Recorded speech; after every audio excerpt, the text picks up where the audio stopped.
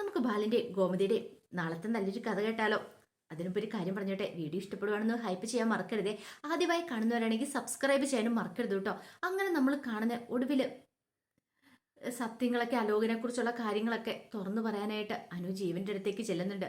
കാരണം ഇനി അത് മറച്ചു വെച്ചിട്ട് കാര്യമില്ല. മറച്ചു വെച്ചിട്ടുണ്ടെങ്കിൽ തന്റെ ജീവിതത്തിൽ കുറെ പ്രശ്നങ്ങളൊക്കെ ഉണ്ടാവുമെന്ന് അനു ഭയന്നു. അതുപോലെ തന്നെ ശ്രീദേവി പറഞ്ഞിട്ടുണ്ടായിരുന്നു, ഒരിക്കലും കള്ളത്തരങ്ങൾ കാണിച്ച് ഒരാളുടെ ജീവിതത്തിലേക്ക് കടന്നു ചെല്ലല്ലേ, അത് ഇന്നല്ലെങ്കിൽ നാളെ ചിലപ്പം പ്രശ്നങ്ങൾ ഉണ്ടാക്കുമെന്ന്. അപ്പം മീനാക്ഷിയും ഇത്രയൊക്കെ കുറച്ച് മാറി നിൽക്കുകയാണ്. അനുവിനെയും കൊണ്ട് അവരാണ് പോയത്. അനുവിനോട് പോയി സംസാരിക്കാൻ പറഞ്ഞു ജീവനോട്. അപ്പം ജീവനോട് സംസാരിക്കാൻ പോണ സമയത്ത് അനുവിന് നല്ല ടെൻഷനുണ്ട്, എങ്ങനെയാവും എന്നൊക്കെ ഓർത്തിട്ട്. പക്ഷെ പറയാതിരിക്കാൻ പറ്റില്ലല്ലോ. പക്ഷെ ജീവൻ നല്ല കൂളായിട്ട് നിന്ന് അനുവിൻ്റെ അടുത്ത് സംസാരിക്കുന്നത്. അനുവിന് ഒരു സ്റ്റാർട്ടിങ് ഡബിൾ ഉണ്ടെന്ന് മനസ്സിലായി. ജീവൻ പറഞ്ഞു, എന്നെ ഒരു ഫ്രണ്ടായിട്ട് കണ്ട് സംസാരിച്ചു, അപ്പൊ പിന്നെ കാര്യങ്ങളൊക്കെ തുറന്നു പറയാൻ ഒരു ബുദ്ധിമുട്ട് കാണത്തില്ല എന്ന് പറഞ്ഞു. അനുവൊടിയിൽ അലോകിനെ കുറിച്ചുള്ള കാര്യങ്ങളൊക്കെ പറയാനായിട്ട് തുടങ്ങി. തനിക്ക് അവന് ഇഷ്ടമായിരുന്നു, അവന് തന്നെ ഇഷ്ടമായിരുന്നു, രണ്ട് കുടുംബങ്ങൾ തമ്മിലുള്ള ശത്രുതയെപ്പറ്റി, പിന്നെ അതുകൊണ്ടാണ് താൻ അവനെ ഇഷ്ടപ്പെടാൻ കാരണം എന്നൊക്കെ എല്ലാം പറയണം. പക്ഷെ ഇപ്പോഴങ്ങനെയൊന്നും ഇല്ല, എല്ലാ കാര്യങ്ങളും തുറന്നു പറഞ്ഞു. ഇനി ജീവനെ തീരുമാനിക്കുക എന്ത് വേണമെന്ന്. ഒരു പക്ഷേ ഞാനിത് മറച്ചു വെച്ചിട്ടുണ്ടെങ്കിൽ നാളെ ഇതൊരു നമ്മുടെ ജീവിതത്തിൽ പ്രശ്നമായിട്ട് മാറരുത് എന്ന് പറഞ്ഞു. അത് കേട്ടപ്പോൾ ജീവൻ ഒരു നിമിഷം അനുവിൻ്റെ മുഖത്തേക്ക് നോക്കി, എന്നിട്ട് പറഞ്ഞു, ഏയ് ഒരിക്കലും ഞാനിത് പ്രശ്നമാക്കി മാറ്റില്ല എന്ന് പറഞ്ഞു. കാരണം അനുവിൻ്റെ തുറന്നു പറയാനുള്ള മനസ്സുണ്ടല്ലോ, അതുകൊണ്ട് ഒരു പക്ഷേ ഇത് മറച്ചു വെച്ചിട്ടുണ്ടായിരുന്നെങ്കിലും നാളെ ഇത് അറിഞ്ഞു കഴിയുമ്പം എനിക്ക് ബുദ്ധിമുട്ടുണ്ടായനം, അല്ലെങ്കിൽ എന്തെങ്കിലും സംശയമൊക്കെ തോന്നിയാനും. പക്ഷെ അനു എല്ലാ കാര്യങ്ങളും തുറന്നു പറഞ്ഞല്ലോ. നമ്മളൊരു പുതിയ ജീവിതത്തിലേക്ക് കാലെടുത്ത് വെക്കണ സമയത്ത് പരസ്പരം മനസ്സിലാക്കിയിരിക്കണം. അതുകൊണ്ട് എനിക്കിതൊരു പ്രശ്നമുള്ള കാര്യമല്ല. കല്യാണത്തിന് മുമ്പല്ലേ, ഞാനത് അന്വേഷിക്കേണ്ട കാര്യമില്ല. പക്ഷെ ഇനിയുള്ള നമ്മുടെ ജീവിതത്തെക്കുറിച്ച് നമ്മൾ ചിന്തിച്ചാൽ പോരെന്ന് ചോദിച്ചു. അനുവിന് ആ വാക്കുകൾ കേട്ട് ഞാൻ ഭയങ്കര സന്തോഷം സമാധാനം തോന്നിയത്. ജീവൻ പറഞ്ഞു, ഇതിൻ്റെ പേരിൽ കല്യാണം ഒന്നും മുടക്കാൻ ഞാൻ തീരുമാനിക്കുന്നില്ല എന്ന് പറഞ്ഞു. എനിക്ക് അനുവിനെ ഇഷ്ടപ്പെട്ടു. ഞാൻ പറഞ്ഞല്ലോ, ആദ്യം ഈ ക്ഷേത്രത്തിൽ വന്നു കഴിഞ്ഞപ്പോഴാണ് ഞാൻ അനുവിനെ ആദ്യമായിട്ട് കാണുന്നത്. അന്ന് എനിക്ക് അനുവിനെ ഇഷ്ടപ്പെട്ടിട്ടുണ്ടായിരുന്നു. പിന്നെ അനുവിൻ്റെ ആലോചന വന്നു കഴിഞ്ഞപ്പോഴത്തേനും എനിക്ക് സമ്മതമായിരുന്നു തരും. അതുകൊണ്ട് ഇനിയിപ്പോൾ അനുവിനെ നഷ്ടപ്പെടുത്താനായിട്ട് ഞാൻ ഒരുക്കുമല്ല.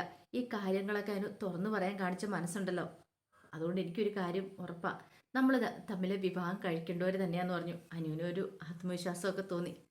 അങ്ങനെ കുറേ സമയം അവർ സംസാരിച്ച് നിൽക്കുമ്പോഴത്തേനും മീനാക്ഷിയും ഇത്രയും കൂടെ വന്നു പറഞ്ഞ്, എങ്ങനെ സംസാരിച്ച് കഴിഞ്ഞെന്നൊക്കെ ചോദിച്ചു. അനു പറഞ്ഞു, എല്ലാ കാര്യങ്ങളും പറഞ്ഞു പറഞ്ഞപ്പോൾ ജീവൻ പറഞ്ഞു, ഈ കാര്യമൊന്നും ഓർത്ത് പേടിക്കേണ്ട മീനാക്ഷി ചേച്ചി, അതൊന്നും എനിക്ക് പ്രശ്നമുള്ള കാര്യമല്ല. അനുവിനകത്ത് തുറന്നു പറയാനുള്ള മനസ്സുണ്ടായല്ലോ, അതെന്നെ നല്ല കാര്യം. പരസ്പരം തുറന്നു പറഞ്ഞുകൊണ്ട് ആ പ്രശ്നം അവിടെ സോൾവ് ആയെന്ന് പറഞ്ഞു. അങ്ങനെ അവർ സന്തോഷത്തോടു കൂടിയിട്ടാണ് പിരിയുന്നത്. അപ്പം ഇനി ബാക്കി നമുക്ക് കല്യാണത്തിന് ശേഷം പറയാമെന്നൊക്കെ പറഞ്ഞിട്ട് ഭയങ്കര സന്തോഷം തന്നെയായിരുന്നു ജീവന്. ജീവൻ പോയി കഴിഞ്ഞപ്പോൾ മിത്ര ചോദിച്ചു, വല്ലേ വേറെ പ്രശ്നമൊന്നും ഇല്ലോ അല്ലേ അനു എന്ന് ചോദിച്ചു. എന്ത് പ്രശ്നം അനു? ഒരു പ്രശ്നമില്ല എന്ന് അല്ല, ഒരു പ്രശ്നമില്ല മിത്രേച്ചി. എന്ത് പ്രശ്നം? ഞാനിത് പറയാതിരുന്നിട്ടുണ്ടായിരുന്നെങ്കിൽ ഒരു പക്ഷേങ്കിൽ ജീവൻ എന്നെക്കുറിച്ച് എന്ത് വിചാരിക്കും? അലോകിൻ്റെ സ്വഭാവമല്ലേ, അവൻ കല്യാണം മുടക്കാനായിട്ട് പലതും ചെയ്യുമെന്ന് പറഞ്ഞു. മീനാക്ഷി പറഞ്ഞു, അങ്ങനെ എന്തെങ്കിലും അവൻ ചെയ്തിട്ടുണ്ടെങ്കിൽ അവനെ വെറുതെ വിടുമെന്ന് തോന്നുന്നുണ്ടോ? എങ്ങാനും അങ്ങനെ മുടക്കാൻ അവൻ നോക്കിയിട്ടുണ്ടെങ്കിൽ പിന്നെ അവനെ ജീവനോടെ വെച്ചേക്കില്ല എന്ന് പറഞ്ഞു. അത് കേട്ടപ്പോൾ അനു പറഞ്ഞു, എനിക്ക് നല്ല പേടിയുണ്ടെന്ന് പറഞ്ഞു. എന്തിനു പേടിക്കണേ? പേടിക്കേണ്ട കാര്യമൊന്നുമില്ല, ധൈര്യമായിട്ടിരിക്കുക, ഞങ്ങളൊക്കെ കൂടെയില്ലേ എന്നൊക്കെ പറഞ്ഞ് അനുവിനെ സമാധാനിപ്പിച്ചാണ് കൂട്ടിക്കൊണ്ടു പോകുന്നത്. അപ്പം മുമ്പില്ലാത്ത ഒരു ആത്മധൈര്യം കാര്യങ്ങളൊക്കെ അനുവിൻ്റെ മനസ്സിലുണ്ടായിരുന്നു. ഇനിയിപ്പം കള്ളത്തരം മറച്ചു വെച്ച് ജീവിതത്തിലേക്ക് കയറി എന്നുള്ള ആ ഒരു ചിന്ത വേണ്ടല്ലോ, ധൈര്യപൂർവ്വം അനിയൻ ജീവന്റെ മുന്നിൽ നിൽക്കുകയും ചെയ്യാം. ആ സമയം ഭ്രാന്ത് പിടിച്ച അവസ്ഥയിലായിരുന്നു അലോക്.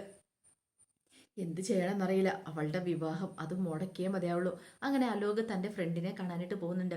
ഫ്രണ്ടിനെ കണ്ട് സംസാരിക്കണ സമയത്ത് അലോക് കല്യാണത്തെക്കുറിച്ചൊക്കെ പറയണം. എല്ലാം കേട്ടുകഴിഞ്ഞ് പാവം പറഞ്ഞു, ഇനിയിപ്പോൾ എന്ത് ചെയ്യൂടാ, എന്ത് ചെയ്യാനാ, ഞാൻ അവളെ സ്വന്തമാക്കാനായിട്ട് ആഗ്രഹിച്ചു എല്ലാ രീതിയിലും.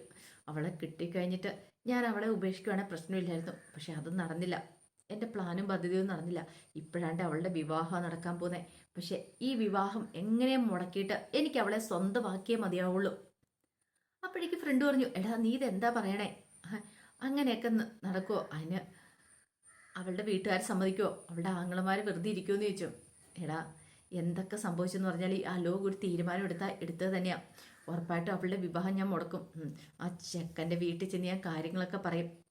എല്ലാ കാര്യങ്ങളും തുറന്നു പറഞ്ഞിട്ടായിരിക്കും ഇനി ഞാൻ എല്ലാം കാണിക്കാനായിട്ട് പോകുന്നത്. ഒരു കാരണവശാലും വെറുതെ വിടാൻ പോകുന്നില്ല. ഈ അലോകാരെന്ന് അറിയാൻ പോകുന്നുള്ളൂ. ദൈവമംഗലംകാരൻ എന്നൊക്കെ പറഞ്ഞുകൊണ്ട് ഭയങ്കര ആത്മവിശ്വാസത്തോട് കൂടിയിട്ടായിരുന്നു വെല്ലുവിളിയും കാര്യങ്ങളൊക്കെ അലോക നടത്തുന്നത്. അലോകിന്റെ വിചാരം ചെക്കനെ കണ്ട് സംസാരിക്കുവാണെങ്കിൽ ഈ കല്യാണം മുടങ്ങും, അല്ലെങ്കിൽ ചെക്കൻ്റെ വീട്ടുകാരുമായിട്ട് സംസാരിച്ചാൽ മതി. പക്ഷെ അനു ഈ കാര്യങ്ങളൊക്കെ നേരത്തെ തുറന്നു പറഞ്ഞിട്ടുണ്ടെന്നുള്ള കാര്യങ്ങളൊന്നും അലോകിനെ അറിയണ്ടായിരുന്നില്ലോ. അനു അറിയുകയും ചെയ്തു. ഏതെങ്കിലും വിധത്തിൽ അവൻ ചിലപ്പം ജീവനെ കാണാൻ വരും, സ്വാധീനിക്കാൻ ശ്രമിക്കും, ഈ കല്യാണം മുടക്കാൻ ശ്രമിക്കും എന്നൊക്കെ പറഞ്ഞിട്ടുണ്ടായിരുന്നു. അതൊക്കെ ജീവൻ അറിയാവുന്ന കാര്യമായിരുന്നല്ലോ. ഈ സമയം ബാലൻ ഭയങ്കര സന്തോഷത്തിലാണ്. കല്യാണം 1 മാസത്തിനുള്ളിൽ തന്നെ നടത്തണം. അപ്പം കല്യാണക്കുറിയും കാര്യങ്ങളൊക്കെ വേണം. അപ്പം അതിന് വേണ്ടിയിട്ടുള്ള തയ്യാറെടുപ്പുള്ളായിരുന്നു ബാലന്. അങ്ങനെ ബാലൻ പോയി കല്യാണക്കുറിയൊക്കെ സെലക്ട് ചെയ്ത് അതൊക്കെ ആയിട്ട് വീട്ടിലേക്ക് വരുന്നുണ്ട്. വന്നിട്ട് ഗോമതിയെ കൊണ്ടേ കാണിക്കുകയാണ്. എങ്ങനെയുണ്ട് ഗോമതി, ഇത് ഇഷ്ടപ്പെട്ടോ എന്നൊക്കെ ചോദിക്കാൻ പറയണം. അങ്ങനെ ഗോമതി ഇതെല്ലാം കണ്ടു കഴിഞ്ഞപ്പോൾ ഗോമതി പറഞ്ഞു, എനിക്കിഷ്ടപ്പെട്ടു ബാലേട്ട, നല്ല ഭംഗിയുണ്ടെന്ന് പറഞ്ഞു. അങ്ങനെയാണെങ്കിൽ ഒരു കാര്യം ചെയ്യാം, അപ്പം ഇത് തന്നെ നമുക്കോട്ട് ഫിക്സ് ചെയ്യാമെന്ന് പറഞ്ഞു. അങ്ങനെ എന്ത് ചെയ്തു, ബാലിന് അങ്ങനെ കുറെ കല്യാണക്കുറി 1 മാസത്തിനുള്ളിലായതുകൊണ്ട് എത്രയും പെട്ടെന്ന് ബാക്കി കാര്യങ്ങളൊക്കെ നടത്തണ്ടേ. കല്യാണക്കുറിയും കാര്യങ്ങളൊക്കെ അടുപ്പിക്കുന്നുണ്ട്. കല്യാണത്തിന് വേണ്ടുന്ന എല്ലാ ഒരുക്കങ്ങളും നടത്തുവാണ്.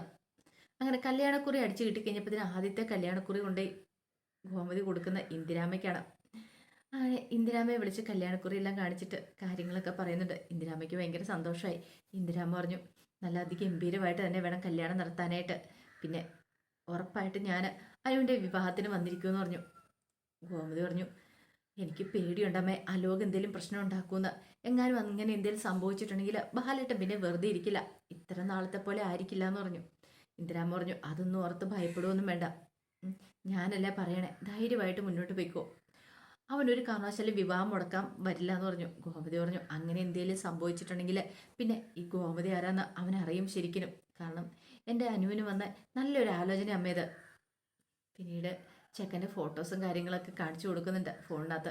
അത് കണ്ടു കഴിഞ്ഞപ്പം ഇന്ദിരാമ്മ പറഞ്ഞു, ആഹാ കൊള്ളാലോ, നല്ല ഭംഗിയുണ്ടല്ലോ ചെക്കനെ കാണാൻ. അതേമേ, ചെക്കനെ കാണാൻ മാത്രമല്ല അവളുടെ കുടുംബക്കാരും നല്ലതാ.